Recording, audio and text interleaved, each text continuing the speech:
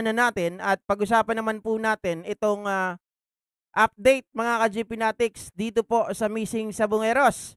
Itong si General Macapas hindi na rin nakapagpigil mga kababayan sapagkat yung kanyang pangalan ay nadadawit na di umano na siya po ay isang bayaran ni Atong Ang. At dahil nga hindi na po nakapagpigil, binukeng mga kababayan, nagsalita na po ito at nagpa-interview hinggil sa kanyang mga nalalaman dito kay Pinky Web. Yan ang ating pag-usapan ngayon mga kababayan at pakinggan. Ang lumalabas, General, kayo daw ang itinuturo na pasimuno sa pagtawag sa mga pamilya ng mga Jennifer Castillo, salamat po sa pag-share ng blessings. Thank you.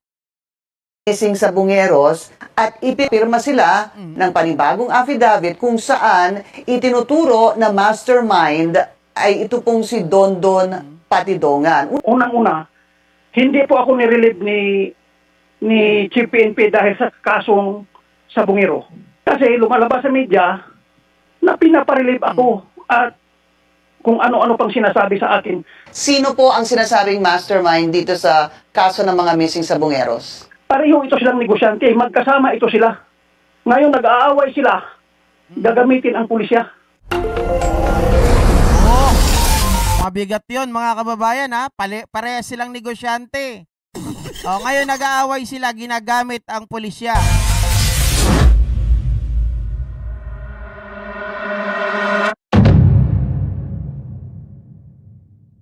Mamaya, Sir Leo, mamaya, kunin natin yung... Ang una, General, pinatawag niyo ba yung mga pamilya ng missing Sabongeros?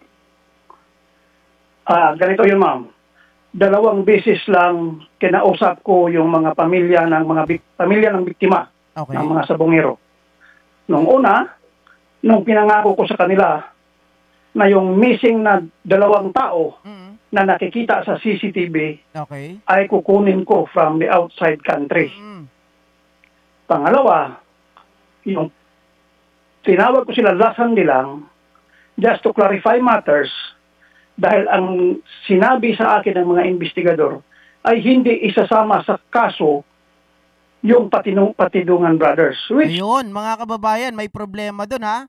Sinabi daw sa kanya ng mga investigador ay hindi isasama yung Patidongan Brothers, yung nandoon sa ibang bansa. Kaya yun, kinuha nitong si General Macapas. Ayon po sa kanya, mga kababayan. We believe na part ng process yun na dapat isama sila bago sila magiging state witness.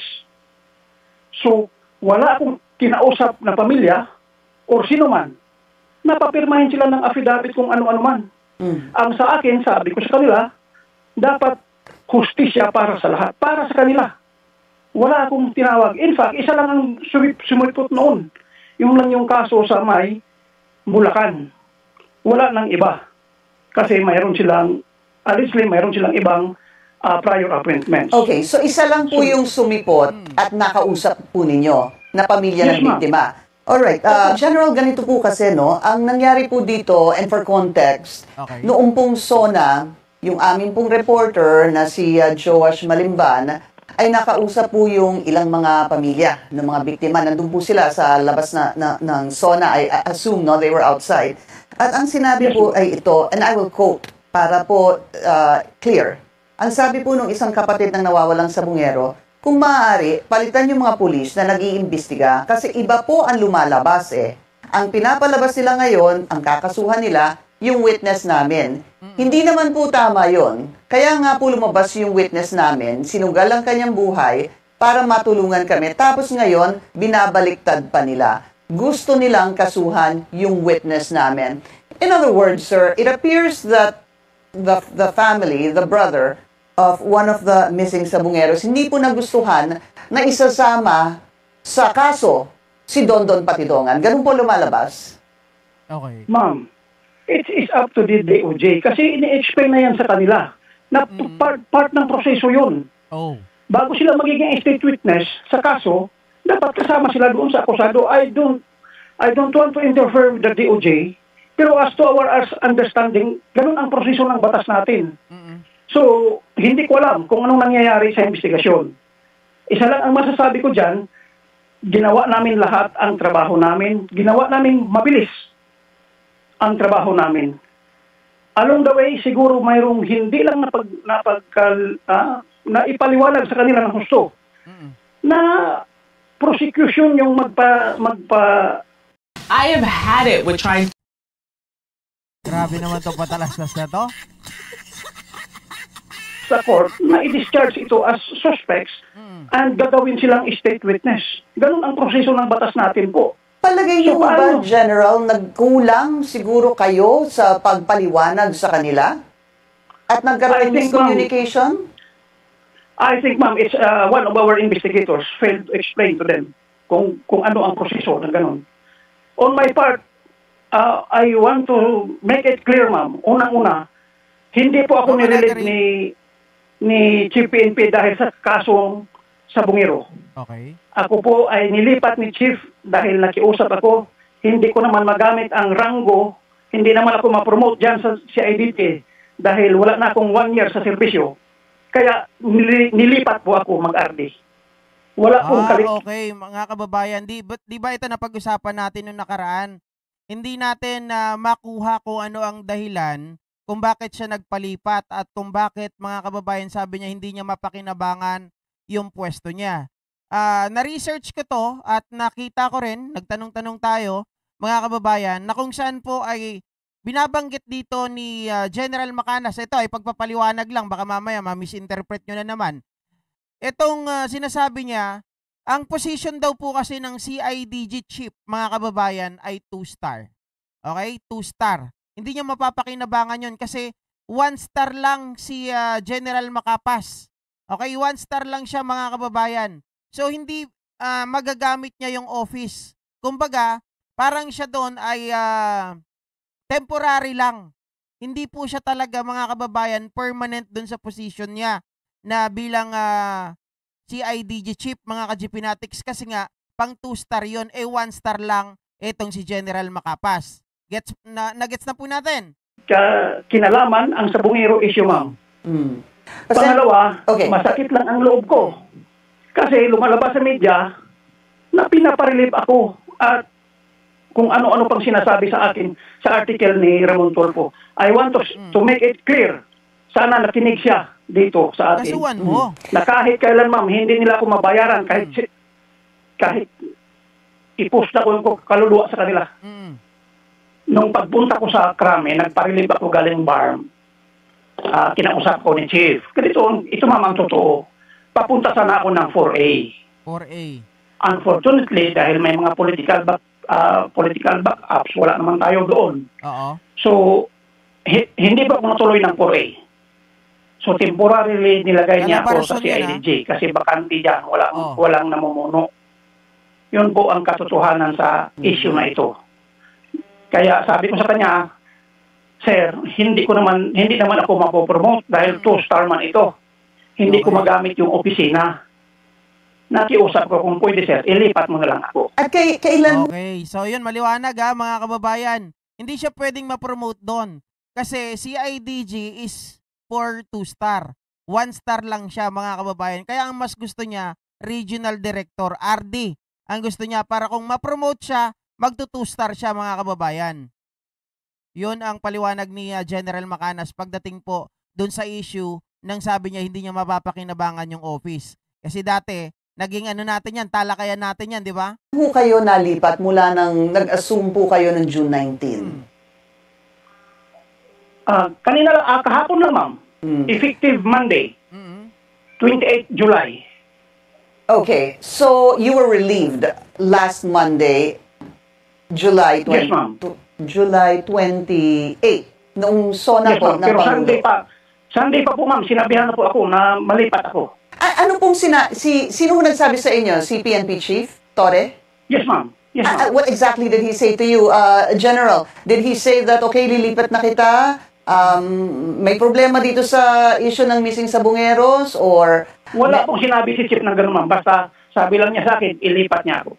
Wala ho siyang sinabi na may usap-usapan kasi na may tao na pumapapel o may papel dito sa Missing Sabongeros at medyo naaantala yung investigasyon o nagkakaroon po ng ibang pivot itong investigation?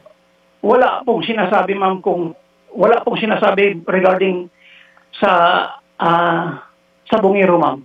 I want to make it clear, ma'am, na nagkaroon ng issue yan dahil nung pagdating ng Patidungan Brothers dito sa Pilipinas na kinuha namin sa labas ng bansa.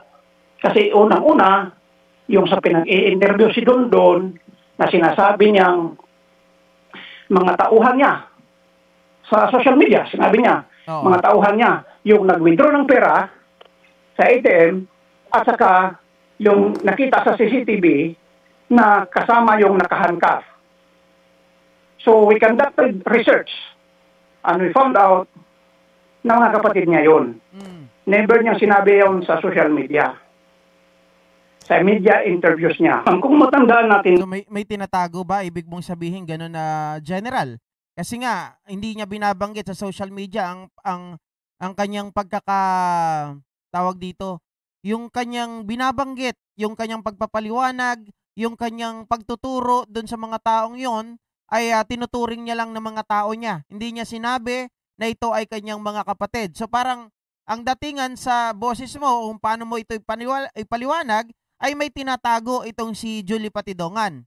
'Di ba? Kasi ganun yung kanyang pagkakalarawan doon sa mga tao na yon na ito ay mga tao niya. Hindi niya sinabi na ito ay mga kapatid niya. Ma'am, itong kaso na to ay inimbestigahan na before ng group of CIDG personnel. So when I assumed as the director, pinareview ko po yun. And isa doon sa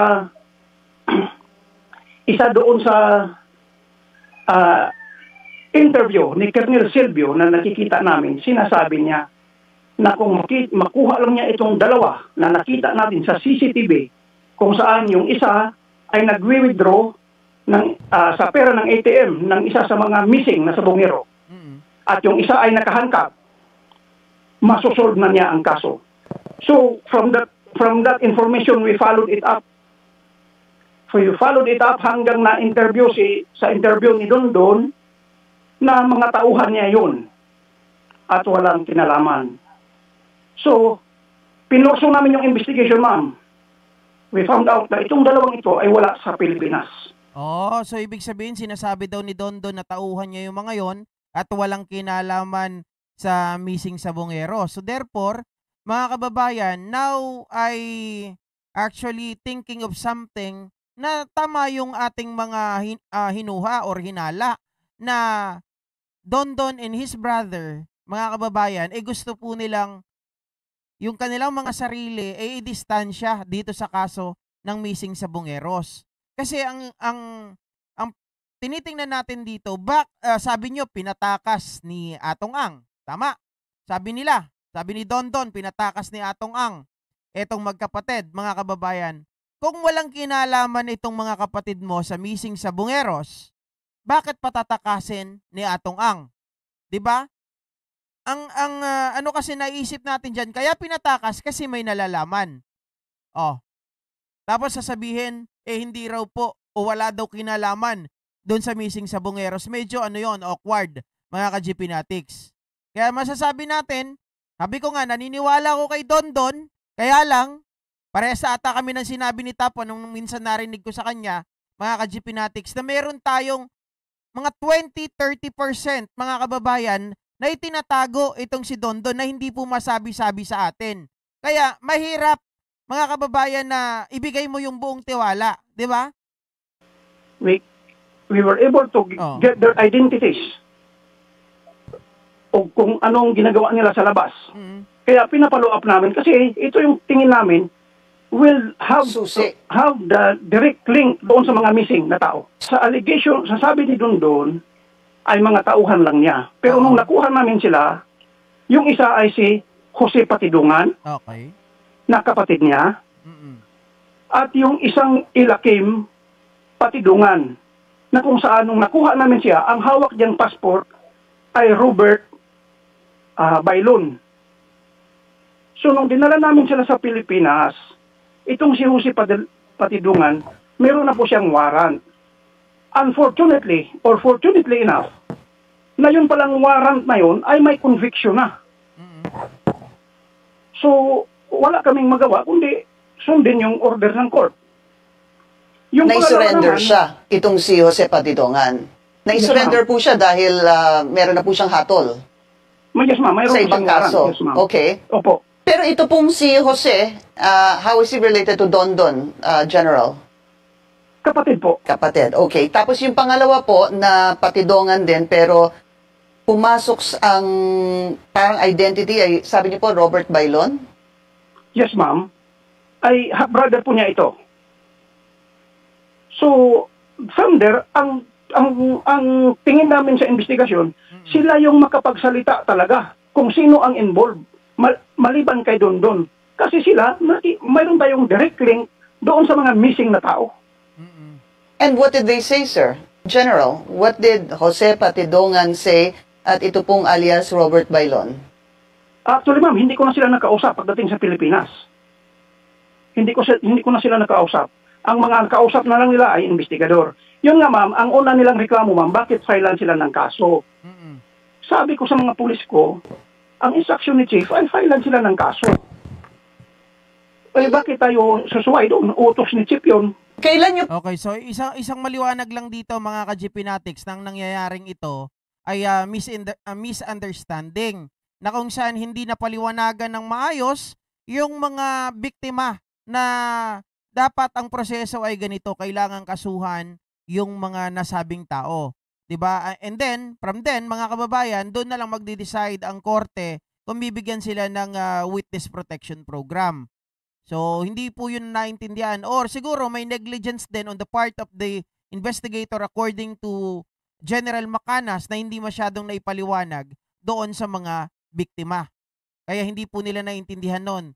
Ang naisip lang nila kaagad na bakit nyo kakasuhan itong mga magsisilbing witness para sa amin. Eh, tinataya nga nila yung buhay nila tapos kakasuhan niya o kakasuhan ninyo. So, sa kanila, foul yung kasuhan mo yung witness, mga kababayan, which is totally opposite to the tawag dito, kung saan po ay yun ang proseso na dapat sundin. Kailangan mo nang kasuhan ito at eventually doon na lang pagdidesisyonan. Yes, kailan niyo po ito nakuha at naibalik sa Pilipinas, these two individuals, sir? Nakuha namin, ma'am, July 19. Bumalik kami dito ng 21 ng gabi. Okay. 22 na ng madaling araw. Umaga na, actually, umaga na kami lumapag. Okay. At pagkatapos, yung una po, ito pong si Jose, ay sinurrender niyo po. Would that be correct, sir? Because he has a conviction. Wala pa, ma'am. Sinerve muna namin yung warrant. Nung pagka-serve ng warrant, siyempre, ni-return ang warrant doon sa court. Ang court nagsasabi na convicted na ito. At nagbigay na ng order. So, ano pa magawa namin, mga polis? But General, batas, forgive me for interrupting. Okay. Ito sabi ni Jaime Leonardo. Ang tanong ko, po General, bakit ang sagot mo ay alam na ninyo ang mga bagay na ito? Bakit ngayon lang po ninyo na follow up ang kasong ito, mga kababayan? Kasi nga, ako, masasabi ko siguro, dahil ngayon lang ulit nabuksan yung kaso na ito. Tapos, syempre, upon investigation, mga kababayan, dahil nga biglang-bigla na may mga nababanggit sa mga statement itong si Dondon, and then doon na nag-lead na merong mga lumabas doon na informasyon, kaya po sila napunta doon sa ibang bansa para kunin itong mga taong ito na hindi nga binabanggit ni Dondon na kanyang mga kapatid. Oo, may rally sa Senado ngayon, Wisely Mateo, nandun rin sila, Robert. Mamaya, yun ang content natin. If you picked up these two individuals together with some other, siguro members of your team, ano po, in an Asian country at dinala niyo po dito sa Pilipinas, didn't you get a chance to speak to the two gentlemen, the two individuals? Ano po yung nag-transpire doon sa inyong conversation? Wala, ma'am. Kami, ma'am, nag-uusap casual, ma'am. Wala kaming pinag-usapan regarding crime. Dahil yung travel nga namin, ma'am, ay parang, I should say, escape and evasion. Kaya, Ano ma'am, kaya hindi kami masyadong nag-uusap ma'am hanggang dumating kami dito sa Pilipinas. General, you did not even say that dadali namin kayo sa Pilipinas dahil kayong nakita dito sa CCTV na nagwi-withdraw on behalf of the ATM na pag-aari ng isang missing sabungero. Wala ho kayong, there's no mention of that? I suppose ma'am, na-mention niya ng mga kasama ko sa kanya. Sa kanila. Na-mention yan. I suppose, na-mention yan. Kasi hindi ako nakipag-usap sa kanila masyado. In-interview ko lang sila kung anong mga pangalan, wala na. And why was that your posturing siguro, General? Bakit parang you chose really not to speak to them? Because that would have been your chance, sir, to, I guess, know more? Or were you taking caution? Bakit po? Ma'am, meron tayong investigador, meron tayong mga investigador na nakiusap sa kanila. Why should I interfere? Hindi ko ugali yun, ma'am, na wala sila sa madaling salita, ma'am, doon sa lugar na yun. Wala kaming lugar para i-interrogate sila. I see. Okay, tama naman mga kababayan, hindi po siya ang may hawak nung kaso to investigate. So ang kanyang duty, ang kanyang role mga kababayan is to get these Patidongan brothers outside the country. Yun yung nakikita ko dito. At malinaw, ulitin ko lang mga kababayan, medyo malicious nga yung mga pahayag nitong si Ramon Tulfo hinggil nga po sa pagkakasangkot daw di umano nitong si General Macapas mga kababayan para baliktarin ang istorya or para kasuhan itong mga nasabing tumatayong witnesses ngayon. So sa makatuwid mga ka-GP Natics, malaki po ang posibilidad na nagkaroon dito ng misunderstanding. At mali naman yung mga pahayag nitong si Ramon Tulfo mga kababayan na itong si General Macapas ay parang may maling ginawa. At according din dito kay Dondon mga kababayan na nakikita ko na wala naman pong ebidensya na sinabi niya nakatanggap na daw ng pera itong si General Macapas mga kababayan para baliktarin ang istorya at gawin at kasuhan silang magkakapatid. Doon malinaw na parang nag-overreach din doon or nag-overreact naman dito si Dondon Patidongan despite the fact na wala naman siyang hawak na ebidensya. Okay? So ngayon mga kababayan, lipat naman po tayo sa susunod natin na tatalakayin. Pag-usapan naman po natin itong bakit nga ba mga kababayan nagagalit or bakit nga ba galit itong si dating Senador Antonio Trillanes Deport mga kababayan dito kay BAM at dito kay Leni Robredo. Mga kababayan, mga ka-GP Natics, meron bang hindi pagkakaunawaan ang mga ito or hindi nga ba napagbigyan etong si Trillanes kaya nagagalit dito kay Leni? Nandito pa sana si Mr. Dencio na